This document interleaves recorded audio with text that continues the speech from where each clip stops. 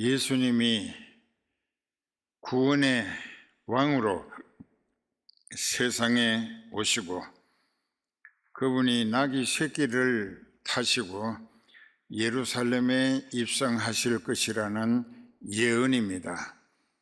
구약은 오실 메시아 그리스도에 대한 예언이 되고 신약 성경은 그 말씀 예언대로 오신 예수님이 그리스도의 사역을 성공적으로 감당하셨기 때문에 구약의 예언이 성취되게 하신 기록으로 가득 차 있습니다. 시온에 따라 예루살렘의 따라라고 이제 예루살렘이나 시온이나 같은 곳입니다. 예루살렘이 높은 시온산 비탈 중턱에 다윗 왕을 통하여 건설하게 된 도시를 처음에는 다윗성이라고 불렀다가 그 다음에 예루살렘으로 바뀌어졌고, 예루살렘으로 불리워지기 시작하게 된 것은 국가 단위의 민족교회, 이스라엘의 교회를 예루살렘이라 했고, 또 그 예루살렘 도시가 지리적으로 시온산 중턱에 세워졌기 때문에 시온이라고도 불렀습니다. 그래서 예루살렘아 시온아 하는 것은 똑같은 이야기를 주시기 위하여 예루살렘 교회에 하신 말씀이라고 깨달으면 됩니다. 그런데 시온의 딸, 그 시온이나 예루살렘이나 지명인데 이것을 여성 명사라고 합니다. 그리고 딸이라고 하는 것도 다분히 여성입니다. 그러니까 여성 명사를 통한 여성으로 딸이라는 표현은 교회 다니는 남녀 신도들을 통칭하는, 통틀어 호칭하는 말씀이라 들으면 됩니다. 그런데 하나님이 스가랴 선지를 통하여 성령이 충만하게 하시고 그 성령이 말하게 하심을 따라 대언하는 선포를 했는데, 시온의 딸, 즉 예루살렘에 따라 기뻐하고 부르짖어라 즐거운 마음으로. 왜냐하면 너의 왕이 너에게 임하시는데 그는 공의로우시며 구원을 베풀고 겸손하여서 나귀 새끼 타고 오실 것이다. 참 구약 성경에서 예수님이 베들레헴에 나실 것이라, 또 이사야서에서는 7장 14절에 보라 처녀가 잉태하여 아들을 낳으리니 이름을 임마누엘이라 하라.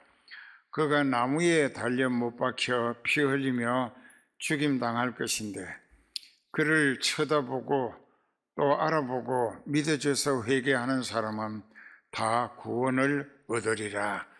이렇게 여러 각도에서 여러 내용으로 예언이 이 선지자 저 선지자 시대적인 차이가 약 먼 시대로 따지면 1600년 전에 예언해 놓은 부분이 있고 또 1500년 전에 예언해 놓은 부분이 있고 1100년 전에 예언해 놓은 부분이 있고 또 800년 전에 600년 전에 450년 전에 예수님이 어떻게 오실 것인가를 쭉 예언해 놓으신 대로 예수님은 오셨습니다. 그렇기 때문에 이제 성경대로는 하나님이 계획하시고 선포하신 약속대로 예수님은 오셨다 이거예요. 그런데 예수님이 어디에 오시느냐? 예루살렘, 시온, 그곳은 어떤 곳이냐?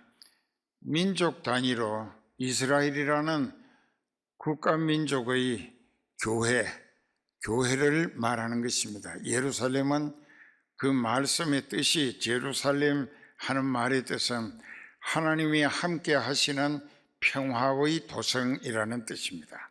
그 다음에 이제 오늘 예수님이 아무도 타보지 아니한 나귀 새끼를 타고 오신다.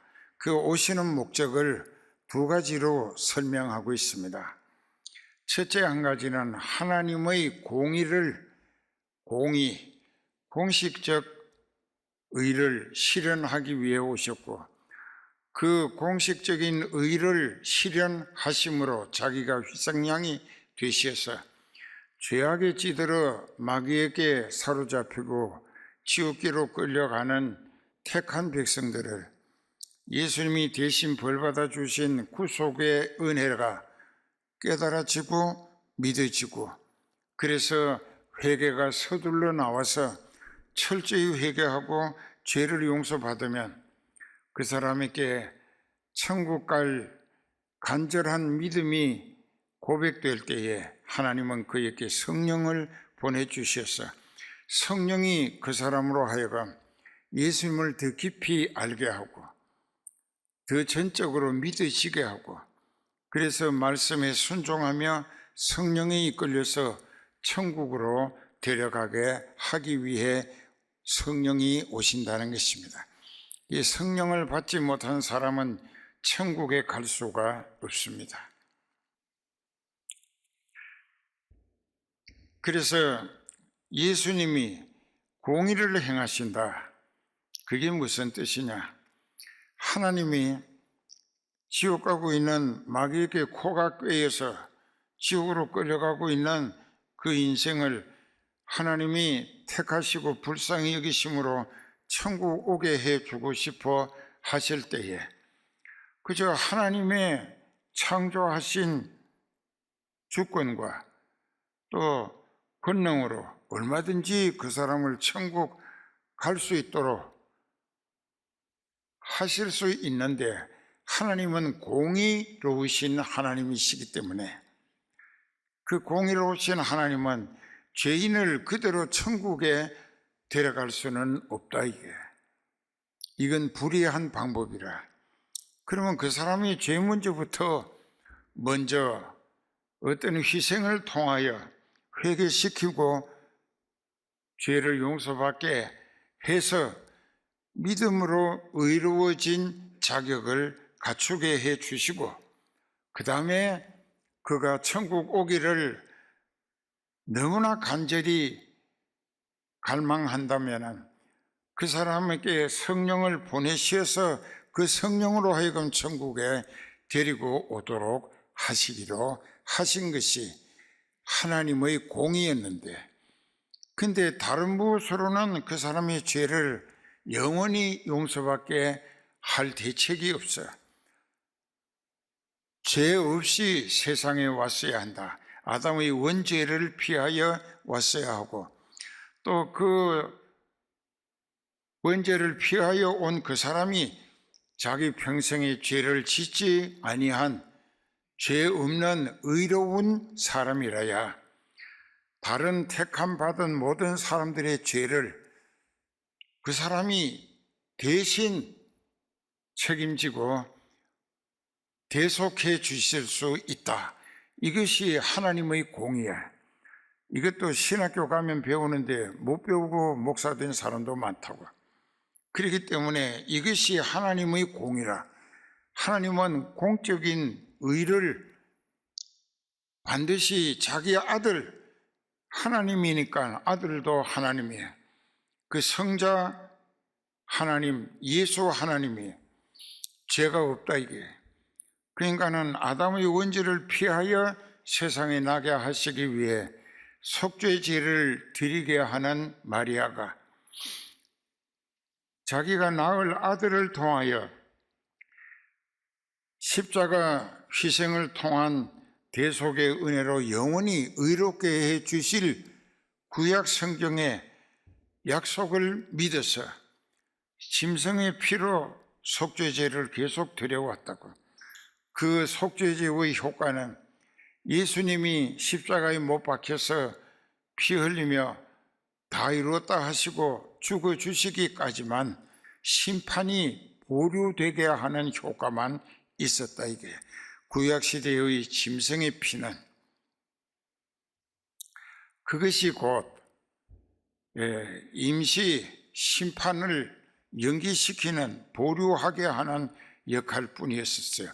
그것도 하나님의 공의 실현을 위한 전 단계에 살다가 죽을 사람들이 다 천국 갈 수 있도록 길을 만들어 주신 하나님의 공의였습니다. 그 다음에 이제 구원을 베푸는 왕이라.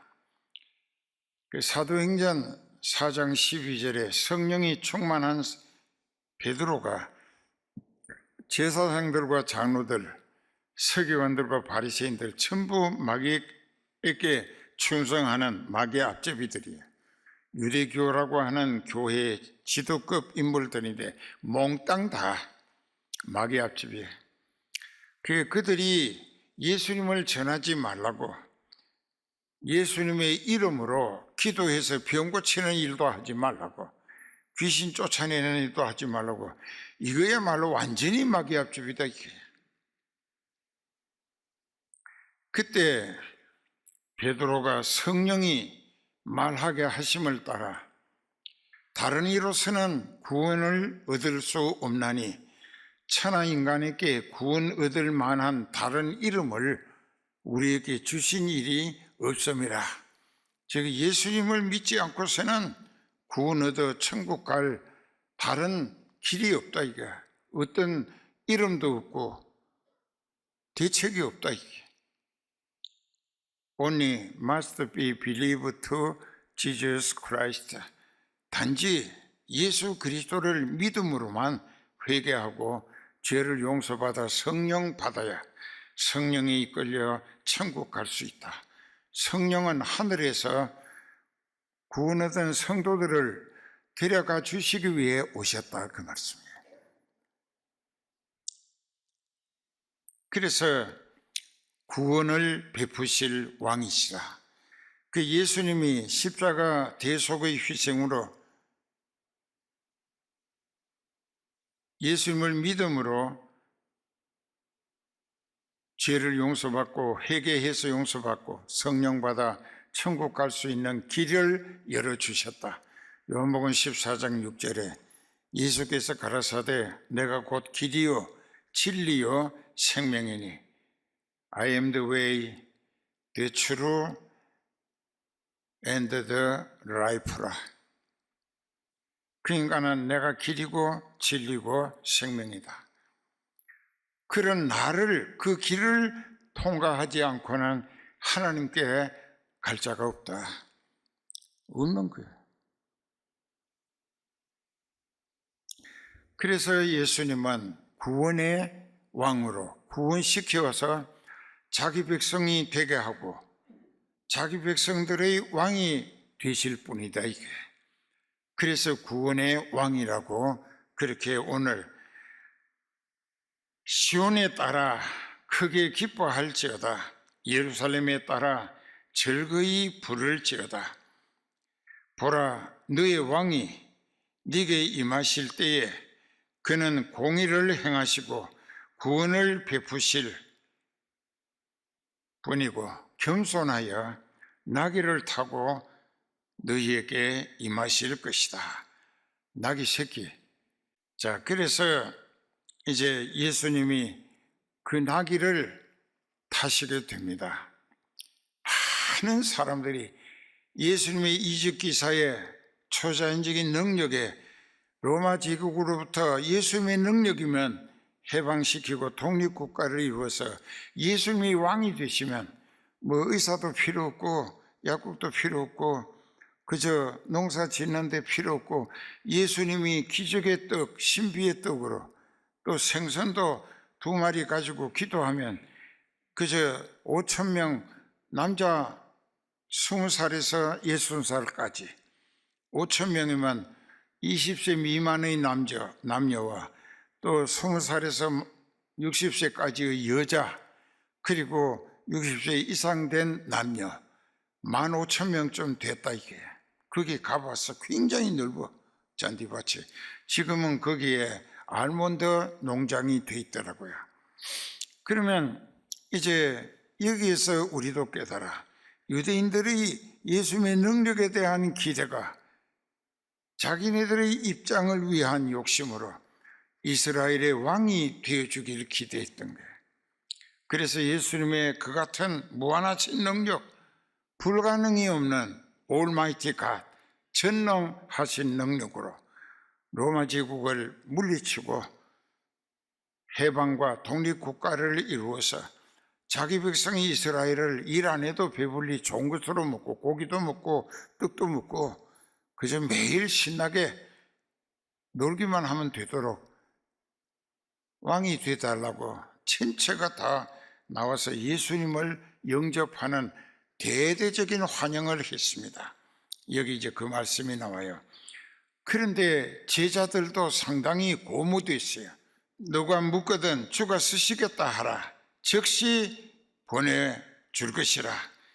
이는 선지자로 하신 말씀을 이루려 하심이라. 스가랴 9장 9절에 시온 딸에게 이르기를 네 왕이 네게 임하나니 그는 겸손하여 나귀 새끼 곧 멍에 매는 짐승의 새끼를 타노라 하라. 그대로 이루어졌다고. 몇백 년 지나서 제자들이 가서 예수의 명하신 대로 하여 나귀와 나귀 새끼를 끌고 와서 자기들의 겉옷을 새끼 나귀 등에다가 안장처럼 덮어 깔았어요. 그런데 왜 엄마 나귀까지 몰고 오게 했는가? 새끼 나귀가 길들여진 일이 없어. 길들였다고 하면 사람들이 타고 훈련시켰을 거니까 타보지 않았다고 하는 것은 길들여진 일이 없다 이게. 그러니까는 이 나귀 새끼는 아무것도 몰라. 그 자기 턱에 구원의 왕이 되실 예수님을 태워 모신 거야. 그런데 이 나귀 새끼는 아직 어려서 뭘 분별할 줄도 모르고, 그러니까는 엄마 나귀가 다른 제자가 몰고 앞서가면 새끼 나귀는 엄마를 따라서 예수님을 태워 모시고 목적지까지 평안히 모셔갈 수 있도록 하기 위하여 그 새끼 나귀를 안심하고 엄마 따라가도록 엄마 나귀를 같이 몰고 왔던 거예요. 이해가 쉽죠? 그래서 이제 예수님이 새끼 나귀를 탔습니다. 그 예언대로 나귀의 새끼를 탈 것이라. 그런데 이 새끼 나귀가 자기 평생 태어나서 처음으로 사람을 등에다 태웠지만은 태우지 않으려고 뭐 이렇게 몸태질하거나 떨어뜨리려고 여러 모양으로 그저 이렇게 반항하지 않았다 이게, 거부하지 않았다 이게. 아주 전혀 반응 없이 아주 순종하는 자세로 예수님을 잘 태워 모시고 가는데 어떤 일이 생기느냐? 많은 사람들이 자기 겉옷을 외투 겉옷을 벗어가지고 예수님을 태워 모신 그 나귀가 밟고 지나가기를 소원하고 나귀가 가는 앞에다가 다 펴드렸다. 나귀는 영이 없어요. 짐승이라 혼과 육체뿐이야. 그런데 하나님의 영을 파송받은 분자 영을 모신 사람들이 자기 겉옷을 벗어서 그 나귀가 제발 밟고 지나가 달라고. 그 나귀들은 많은 예루살렘 사람들로부터 과분한 대접을 받는 것이죠. 그 다른 예수님을 안 모셨더라면 나귀가 남의 옷을 밟았다가는 얻어 터지기 바빴을 거예요. 엄청나게 맞고 발로 차고 했을 거예요. 그런데 예수님을 태워 모시고 그것도 잘 모셔 가기를 애쓰니까 사람들이 그 비싼 외투를 벗어가지고 나귀가 밟고 지나가 달라고 기대가 간절했다. 그리고 또 어떤 사람들은 겉옷이 없을 때 저기 길가에 그 팜추리라고 하는 이 손바닥이 팜입니다. 손바닥같이 생긴 그 나무, 월계소라고 하는 나무를 가서 잎사귀가 맞게 이렇게 한 2m, 3m 된다고 양쪽으로 순이 나가 있어요.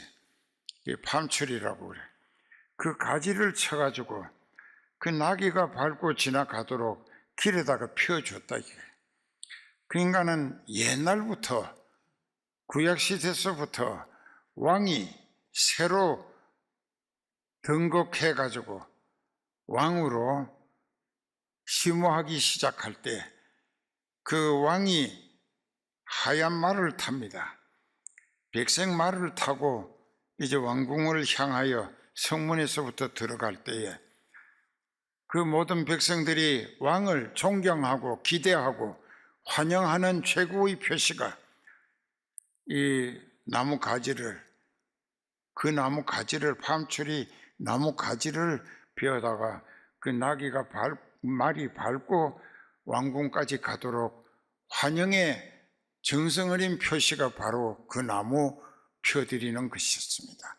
그런데 예수님도 왕으로 환영한다 이게.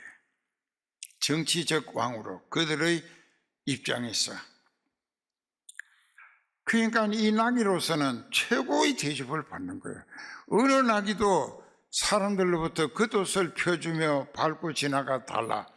또 왕을 모실 때 그 말이 밟고 가주기를 기대하는 것처럼 어린 나귀가 예수님을 태워 모시고 가는데 겉옷이나 월계수를 깔았다 이게. 왕으로서는 최고의 영광이에요. 예수님 등에 잘 모시고 가는 덕분에. 그런데 그 나귀를 예수님이 계속 자기가 쓰시겠다고 한 게 아니에요. 입성이 끝난 다음에 두 제자를 시켜 되돌려 줬다 이게. 그러면 그 나귀가 보통 나귀의 100배, 1000배로 값이 올랐을 것입니다. 왜? 예수님을 잘 믿는 사람 중에 돈이 있는 사람이 나귀 새끼 한 마리를 나귀의 어미 10배, 100배 주고 샀을 거예요. 왜? 예수님을 태워 모신 나귀였기 때문에. 자, 그 나귀는 천금만금 값이 올라간 거예요. 예수님께 쓰임 받았다는 이유 때문에. 그 나귀는 잡아먹지도 않고 계속해서 그 나귀를 통하여 예수님 섬기는 교훈을 얻자고 했을 것입니다. 오늘 지금도 예수님을 잘 모시고 지극정성으로 섬기는 사람은 그 예수님 잘 섬기는 덕분에 하나님께서 그 사람에게 예수님을 더 잘 섬길 수 있도록 만 가지 여건을 날마다 넉넉히 밀어주신다 이게. 그래서 우리도 확실히 깨달아야 될 것은 믿음이란 예수님만 바라보고 예수님의 말씀에 전적으로 믿어지는 믿음으로 순종하며 복종하는 것이 하나님께 쓰임받는 것이, 오늘 우리도 깨달아야 할 것은 주님 말씀에 순종하고 성령에 이끌리며 쓰임받는 것이 몽땅 다 하나님의 일을 하는 것이고, 그 일을 마음과 뜻과 정성을 집중해서 목숨 거는 열심을 다할 때에 하나님은 그 사람을 전적으로 보호하시고 살리시면서 책임지신다 이게. 그러니까 하나님께 쓰임 받는 것이 곧 나를 살리시는 기회를 얻는 것이 된다 이게.